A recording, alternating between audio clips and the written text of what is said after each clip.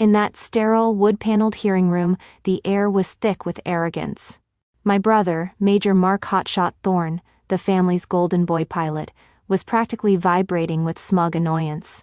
Behind him sat my father, Colonel Retired Thorne, a man who projected an aura of pure, unshakable pride in his son. They both looked bored. Then, the stoic JAG officer, a Colonel Blevins, looked up from the thick file in front of him, his gaze landing on Mark. "Major Thorne," Blevins said, his voice flat, "your assertion that this is a simple clerical error is bold." He paused, letting the word hang in the air. "Especially given the lead investigator for Operation Red Veil is the one who flagged your unauthorized financial transfers." Mark actually scoffed. I watched him lean forward, dripping with condescension. What lead investigator? Some glorified accountant? Colonel Blevins didn't blink. His voice went ice cold. "The lead investigator is Captain Eva Thorne. Your sister," but that reckoning hadn't happened yet. 2 weeks earlier, I was just Cassie. I was sitting in the corner of a loud, crowded officers' club, trying to be invisible. The entire family was there to celebrate another one of Mark's minor achievements. A new certification, or maybe just a high flight sim score. To them, I was Captain Eva Thorne, the family's black sheep, the one who'd taken a boring safe desk job. They pictured me pushing papers. A low-level admin, just support staff. They had absolutely no idea that I was a high-level counterintelligence agent for AFOSI. And honestly, I preferred it that way. It was simpler. Mark was holding court, his voice booming over the dinner plates, bragging about some side deal he was working on. My father was beaming, hanging on every word, oblivious. But someone else wasn't. I caught the eye of my mother, a woman who had spent 30 years looking terrified just to keep the peace. She looked different. This wasn't her usual anxiety. This was raw, genuine fear. She fumbled with her glass, deliberately spilling ice water across the tablecloth. As we both leaned down with napkins, she grabbed my wrist, her nails digging in. Her voice was a hiss I barely heard. "Don't ask questions. Say you feel sick and leave." "Now, Cassie." My blood went cold. In my line of work, you learn to trust that kind of panic. It's pure intel. I immediately sat up, my hand pressed to my temple, faking a splitting migraine. I apologized, mumbled my excuses, and walked out of that club. As the door swung shut, I heard my father's familiar, dismissive sigh. Always so dramatic. The cool night air hit my face, and I was halfway to my car, my hand just touching the cold metal of the door handle. I was replaying my mother's words, the sudden, sharp wrongness of the scene. 5 minutes. That's all it was. Suddenly, the entire base was bathed in flashing red light. The giant voice system blared to life, an emergency siren that echoed off every building. "Alert, alert, base lockdown." This iced not a drill. All personnel secure in place. My heart didn't just stop. It shifted. My training took over. Then came the final phrase, the one that made every hair on my arms stand up. "Initiate Red Veil protocol." I froze. I looked back at the O Club, the red lights flashing across my face. I wasn't a daughter running from a headache anymore. I was an agent, and that was my operation. They thought I was running from a headache. They had no idea I was the one they were locking the base down for. To understand how my brother's dinner party became my federal case, you have to understand the two lives I was living. To my family, there was only one narrative. I remember standing in the blazing sun at Mark's flight school graduation. My father, the retired colonel, was openly weeping with pride. He slung his arm around my brother's shoulders, his voice thick with emotion as he looked at me. "This, Eva," he said, gesturing to the fighter jets, "this is a real Air Force career. This is a legacy." I just nodded and smiled, the dutiful daughter.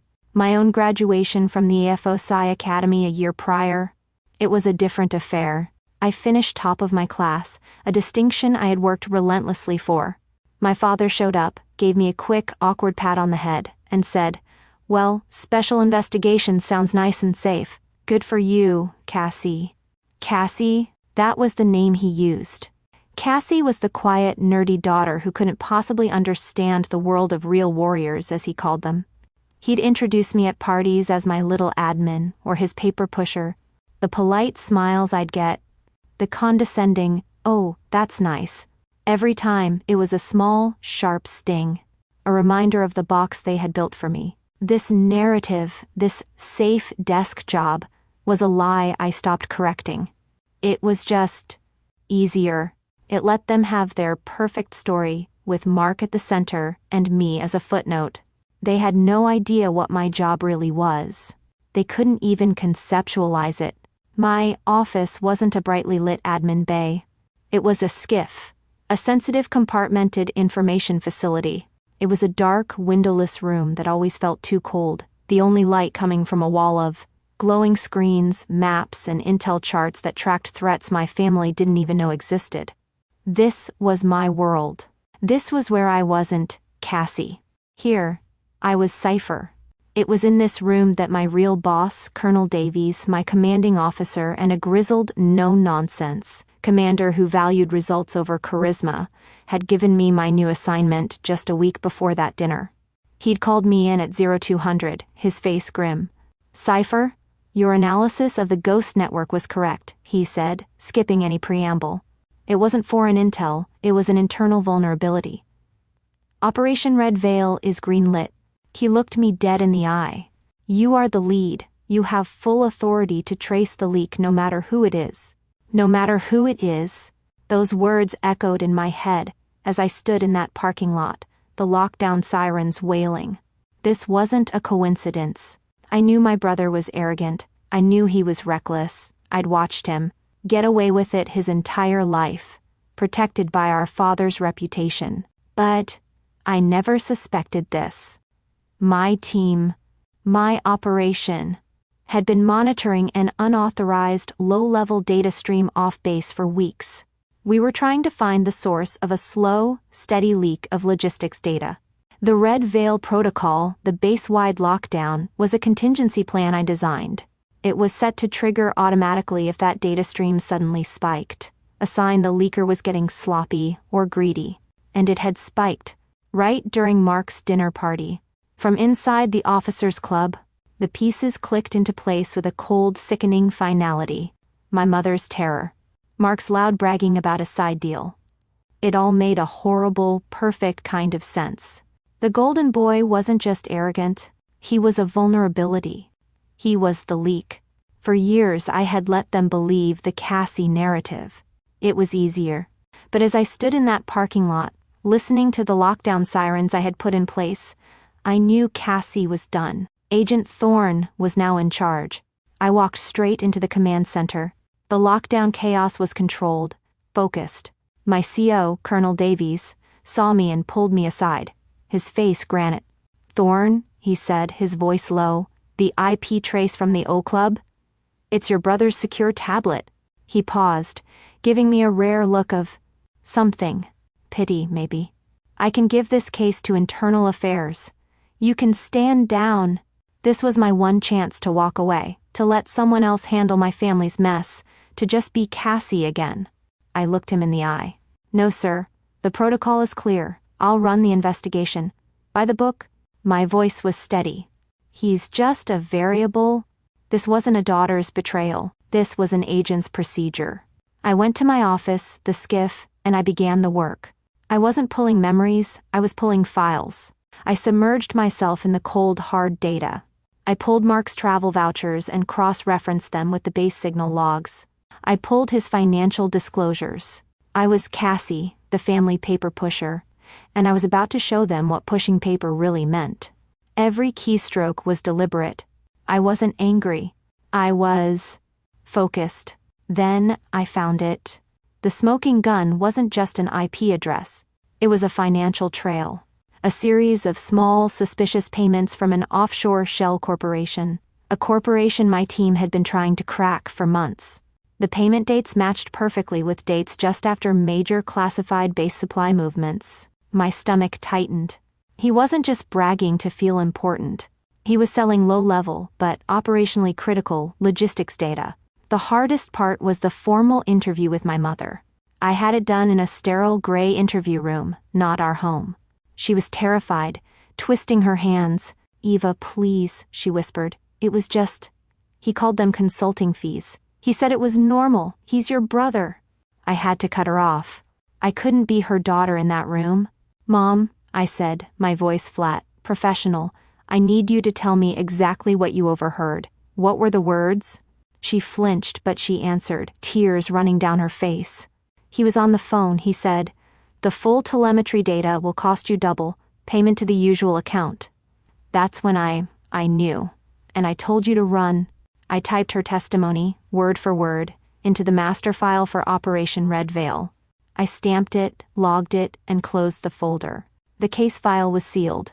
The evidence was irrefutable, logged, and verified.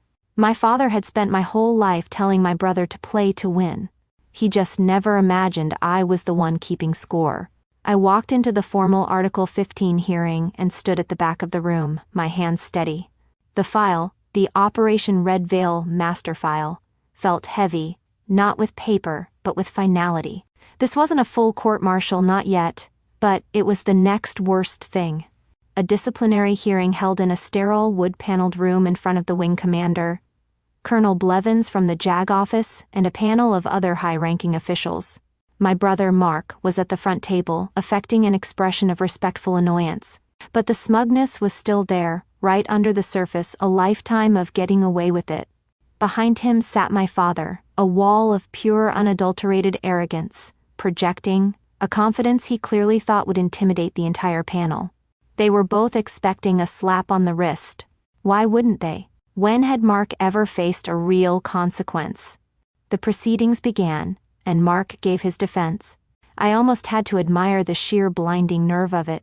Sirs, I admit I was indiscreet, he said, his voice smooth and practiced. But I'm a pilot, not a spy. This is a paperwork error, probably by some board intel clerk who just doesn't understand operations. My grip tightened on the file. A board intel clerk. After all these years, after all my training, that's all I was to him. He was literally using the family's Cassie narrative, my father's narrative, as his official legal defense. The worst part? He genuinely believed it. It got worse. My father, completely misreading the silent, cold fury in the room, decided to interject on his son's behalf. He actually stood up, a massive breach of protocol, but he was Colonel Thorne, and rules, for him, were flexible. Colonel, he said, addressing Blevins directly, my son is a true asset to this Air Force. This Operation Red Veil sounds like a bureaucratic witch hunt. And then, he did it. He sealed his son's fate. I'm sure my daughter, Cassie, who works in admin, could tell you how disorganized these internal offices are. He actually gestured back toward me, as if I were his secretary, there to fetch coffee and confirm his delusions. The entire panel just stared at him. The air crackled. Colonel Blevins slowly turned his head, his eyes landing on my father. The silence in the room was absolute, heavy. Colonel, retired. Thorne, Blevins said, the words sharp and precise cutting through my father's arrogance. Your daughter is not in admin. My heart was pounding, a slow, heavy drum against my ribs. Blevins nodded to me at the back of the room. Captain Thorne, please present your findings. This was it. I walked forward. Every footstep on that polished floor echoed. Click, clack, click. I saw Mark's eyes follow me, his brow furrowed in confusion, not fear. Not yet.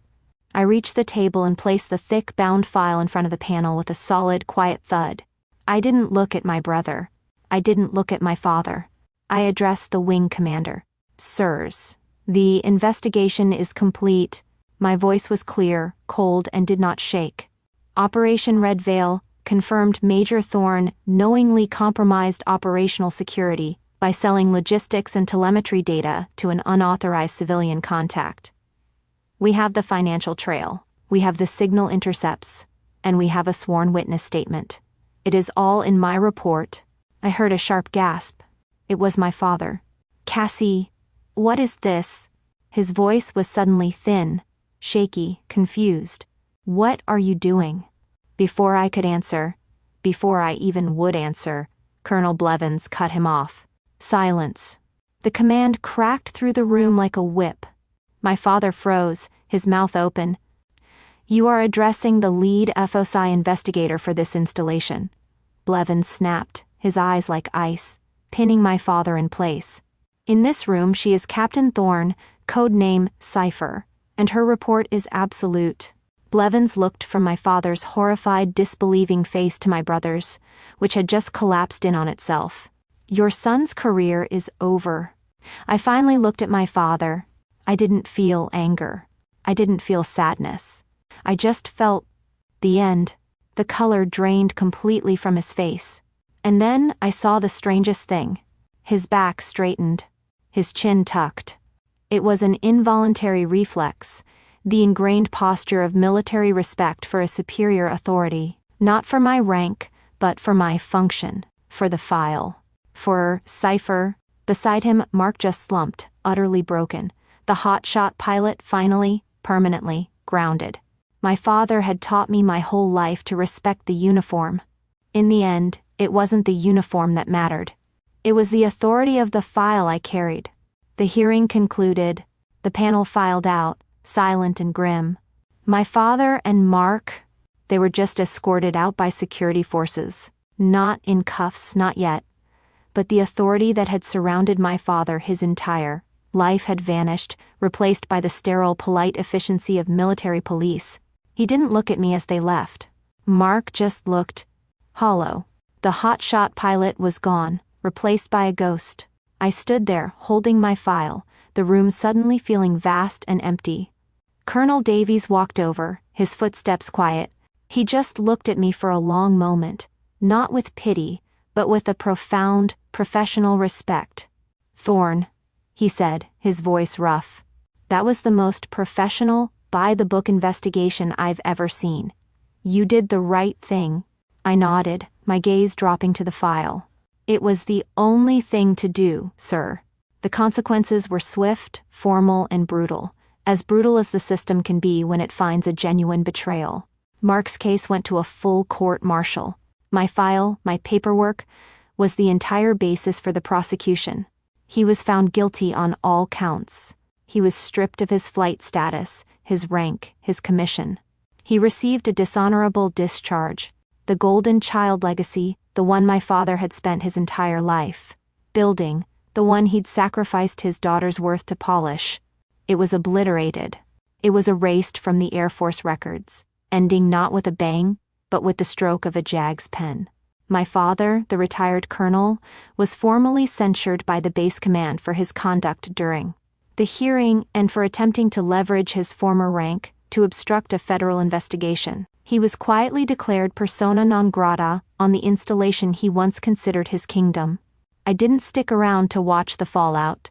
I put in for a transfer, and Colonel Davies endorsed it with the highest possible recommendation. 1 year later, I wasn't Captain Thorne anymore. I was Major Eva Thorne. My new office wasn't a dark, windowless skiff. It was a bright, airy room at the Air Force Academy, with my name, my real name, on the door. I was an instructor now, teaching advanced counterintelligence and, more importantly, military ethics, to the next generation of officers.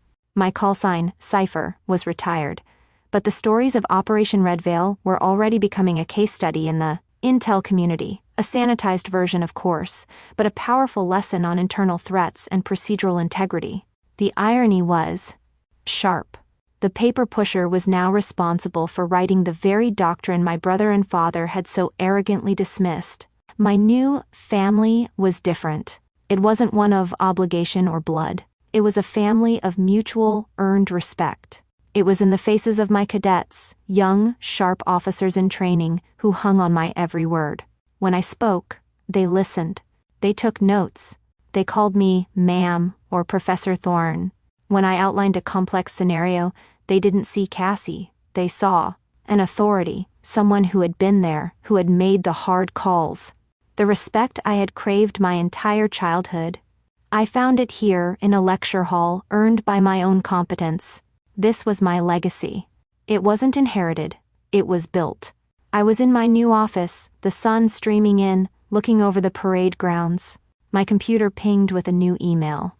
It was a personal account I hadn't seen in over a year. It was from my mother. My hand hovered over the delete button. But I opened it. The subject line just said, "He's gone." My breath caught. I read the short, simple message. Mark had been convicted and was serving his sentence. My father, she wrote, still blamed me, still called it a betrayal. But she wasn't there to hear it. She had left him.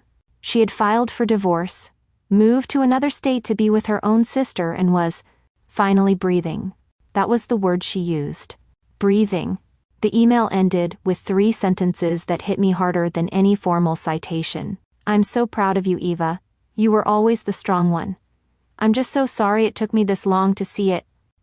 I sat there for a long time, reading those words over and over. The old Cassie would have wept or raged, or felt the crushing weight of that apology. But Major Thorne, I just felt quiet. I felt a sense of peace, a final, settled resolution. I typed a short reply. "I'm glad you're safe." I hit send. Then, I moved her email into a new folder, archived it, and turned back to the stack of cadet papers on my desk. My work, my life, my family was obsessed with the legacy of a name. I learned that a true legacy isn't inherited, it's built, one classified file and one hard decision at a time. Sometimes the support staff is the one running the entire operation. If you've ever had your skills dismissed by people who had no idea what you really do, share your story below. In this community, your expertise is always recognized.